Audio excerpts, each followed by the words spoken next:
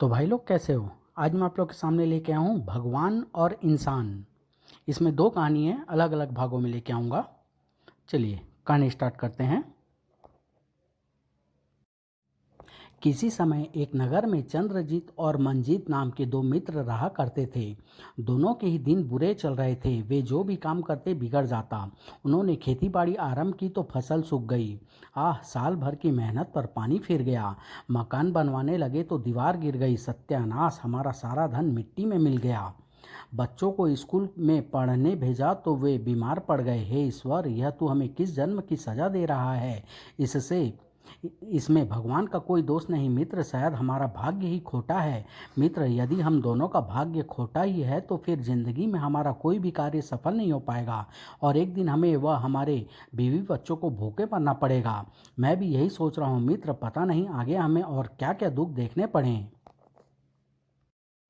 लेकिन मित्र, मेरे दिमाग में एक विचार आया है। क्यों ना हम किसी पंडित से मिलकर अपने भाग्य को सुधारने का उपाय पूछें। हो सकता है वही कोई उपाय बता दे। ठीक कहते हो, आओ इसी समय पंडित देवश्री के पास चलते हैं। लोग बाग कहते हैं कि वे बड़े विद्वान पंडित हैं और उनका कहा कभी गलत सिद्ध नहीं होता। वे दोनों नगर के विख्यात पंडित श्री देवश्री के पास पहुँचे और उन्हें अपनी सारी दुख भरी कहानी सुनाने के पश्चात बोले, पंडित जी, हम दोनों के भाग्य बहुत ही खोटे हैं। जिस किसी भी काम में हाथ डालते हैं उसी में नुकसान हो जाता है। सोने में भी हाथ डाले तो वह भी मिट्टी समान हो जाता है। हाँ पंडित जी, हम दोनों के दिन बड़े ही कष्टपूर्ण बीत रहे हैं। कोई ऐसा उपाय बताइए जिससे हमारा भाग्य जाग उठे और हम भी दूसरों की तरह आनंद पूर्वक दिन गुजार सकें। उनकी सारी दास्तान सुनकर पंडित जी बोले, बेटा, अपने भाग्य को संवारने का केवल एक ही उपाय है। तुम दोनों तीर्थ यात्रा करो। मुझे विश्वास है इससे तुम दोनों के भाग्य सुधर जाएंगे और तुम्हें भविष्य में लाभ और सुख मिलेगा। यदि आपकी यही सलाह है तो हम कल ही तीर्थ यात्रा पर रवाना हो जाएंगे। अच्छा पंडित जी, नमस्कार। अगले दिन दोनों मित्रों ने अपने झोले में ज़रूरत के सारे सामान के साथ साथ कुछ दवाइयाँ भी डाली और अपनी अपनी पत्नियाँ एवं बच्चों से विदा लेकर तीर्थ यात्रा पर निकल पड़े। चलते चलते वे एक जंगल में पहुंचे। तब तक रात हो चुकी थी। मित्र, रात हो चुकी है और हम काफ़ी थक भी गए हैं। क्यों ना रात इसी जंगल में काटी जाए। भोर होने के साथ फिर आगे बढ़ेंगे। ठीक कहते हो, आओ उस पेड़ के नीचे अपना डेरा डालें। दोनों उस पेड़ के नीचे पहुंचे और खाने पीने के पश्चात चादर बिछाकर लेट गए। तभी उनके कानों में पास ही से एक आवाज़ सुनाई दी। मित्र, लगता है कोई कुत्ता पास ही है और वह किसी वजह से पीड़ित है। अरे भाई, पीड़ित है तो होने दो ना, वह है तो कुत्ता ही, कोई भगवान तो नहीं। नहीं भाई, मुझसे किसी की पीड़ा बर्दाश्त नहीं होती। तुम आराम करो, मैं उसे देख कर आता हूँ। ठीक है, जैसी तुम्हारी मर्जी। चंद्रजीत चंद्रजीत का मन बड़ा ही दयालु था। वह उठकर उस दिशा में बढ़ा जहाँ से किसी कुत्ते के कराहने की आवाज़ आ रही थी। शायद वह काफ़ी तकलीफ में है, तभी इतनी ज़ोर से करा रहा है। जब चंद्रजीत आवाज़ के निकट पहुंचा तो उसे वहां एक घायल कुत्ता पड़ा हुआ दिखाई दिया। ओह, इसे तो शायद किसी भेड़िया ने काटा है। यदि शीघ्र ही इसका उपचार नहीं किया गया तो यह मर जाएगा। चंद्रजीत ने तुरंत वापस लौटकर अपना झोला उठाया और बोतल में कुछ दूध लेकर जैसे ही कुत्ते का उपचार करने के लिए चलने को हुआ, मनमीत बोल उठा, यह झोला और दूध लेकर तुम कहाँ जा रहे हो। वह कुत्ता सख्त घायल पड़ा है। यदि उसका उपचार नहीं किया गया तो वह कुछ ही समय में दम तोड़ देगा। और चंद्रजीत बिना मनमीत के जवाब की प्रतीक्षा किए आगे बढ़ गया। चंद्रजीत ने कुत्ते के निकट पहुंचकर पहले उसे दूध पिलाया। फिर जो दवाइयाँ वह अपने साथ लाया था उनमें से एक दवाई निकालकर कुत्ते को लगा दी और अपनी धोती फाड़कर, इस दवाई से इसे रात भर में आराम आ जाना चाहिए। यदि आराम नहीं आया तो इसे पशुओं के अस्पताल ले जाऊंगा। पट्टी आदि करने के पश्चात चंद्रजीत मनमीत की बगल में आ लेटा। मनमीत तब तक खर्राटे भरने लगा था। वह कुत्ता हुआ तो क्या हुआ, इंसानों की तरह प्राण और आत्मा तो उसमें भी है ना। अगले दिन सुबह होते ही दोनों उठे और नित्य क्रिया से फारिग होकर जैसे ही चलने को हुए, वही घायल कुत्ता दुम हिलाता हुआ दौड़ा दौड़ा चंद्रजीत के पास आ खड़ा हुआ। ईश्वर का शुक्र है, इसे मेरी दवाई से काफ़ी आराम पहुंचा। एक बार दवाई लगाकर फिर इसकी पट्टी कर दूं तो इसके जख्म 2-4 दिन में भर जाएंगे। नहीं चंद्रजीत, तुम इसे बिल्कुल मत छूना वरना अपवित्र हो जाओगे। जानते नहीं, हम तीर्थ यात्रा पर जा रहे हैं। लेकिन चंद्रजीत ने मनमीत की बात की और कोई ध्यान न दिया और कुत्ते के जख्मों पर पुनः दवाई लगाकर पट्टी बांध दी। मित्र, अब यह कुछ ही दिनों में भला चंगा हो जाएगा, आओ अब चलें। देखो चंद्र, अब तुम मुझे मत छूना, क्योंकि तुमने कुत्ते को हाथ लगाया है और तुम यह बात अच्छी तरह जानते हो कि कुत्ता अपवित्र होता है, इसलिए तुम भी उसे छूने से अब अपवित्र हो गए हो। मुझे लगता है अब न तो तुम्हारी तीर्थ यात्रा सफल होगी और न ही भगवान तुम्हारी भेंट स्वीकार करके तुम्हें उसका फल देंगे। चंद्रजीत ने कोई जवाब नहीं दिया और दोनों फिर आगे चल पड़े। चलते चलते उन्हें मार्ग में एक बूढ़ा भिखारी मिला जो भूख से बुरी तरह तड़प रहा था। भगवान के नाम पर मुझे कुछ खाने को दो बेटा, वरना मैं मर जाऊंगा। मैंने 7 रोज से कुछ भी नहीं खाया है। ओह बेचारा, ठहरो मित्र, मैं इसे कुछ भोजन करा दूं, फिर आगे बढ़ेंगे। अरे क्या तुम बिल्कुल ही पागल हो गए हो? यदि अपनी रोटी इसे खिला दोगे तो तुम खुद क्या खाओगे?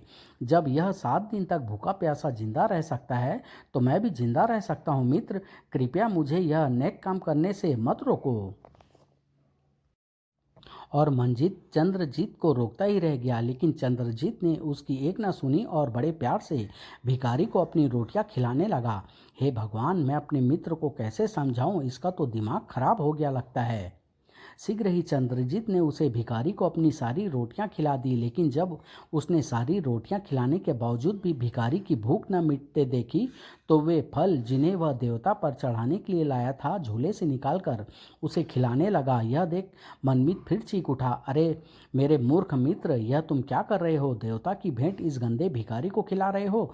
देवता पर क्या चढ़ाओगे? देवता तुम पर बहुत नाराज होंगे, तुम्हें बड़ा पाप लगेगा।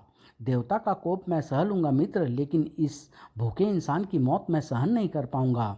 और चंद्रजीत ने अपने सारे फल भी उस भिखारी को खिला दिए। रोटी और फल खिलाने के पश्चात चंद्रजीत ने उसे प्यार से पानी पिलाया। भिखारी ने उसकी दयालुता से प्रसन्न होकर उसे बहुत सारी दुआएं दी। बेटा, मैं ईश्वर से तुम्हारे लिए दुआएं मांगूंगा और प्रार्थना करूंगा कि तुम जिस किसी भी कार्य में से जा रहे हो तुम्हारा वह कार्य सफल करें। इसके बाद चंद्रजीत उस भिखारी से विदा होकर मनजीत के साथ पुनः आगे बढ़ा। देखो मित्र, अब तक तुमने जो किया बहुत ही बुरा किया। अपना सारा खाना और देवता पर भेंट चढ़ाने वाले फल तक उस भिखारी को खिला दिए, लेकिन चूंकि मैं तुम्हारा मित्र हूँ इसलिए अपनी आधी रोटियां और फल तुम्हें दिए देता हूँ। परंतु आगे फिर ऐसी गलती मत करना, वरना जिस उद्देश्य से तुम यात्रा पर निकले हो वह कभी पूरा नहीं होगा। दोनों चलते गए।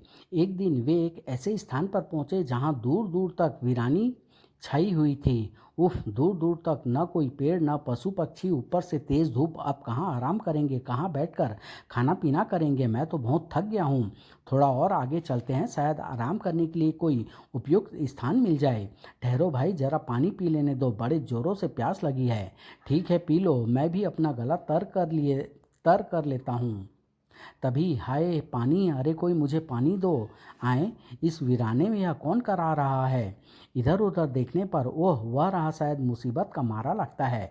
आओ दोस्त, चलकर उसकी खबर लेते हैं। अरे छोड़ो भी उसे, हमें अपना रास्ता देखना चाहिए। नहीं दोस्त, मेरा दिल नहीं मानता, पहले उसकी सूध बूध ले लें फिर आगे बढ़ेंगे। ओफो, तुम्हारे ये स्वभाव ने तो मेरी नाक में दम कर दिया है। तुम तो हर समय देवता बनने की कोशिश में लगे रहते हो। यह तो अपना अपना स्वभाव है दोस्त। मेरा दिल तो किसी दुखियारे की मदद किए बिना मानता नहीं, चाहे इसमें मेरा सब कुछ ही क्यों ना बर्बाद हो जाए।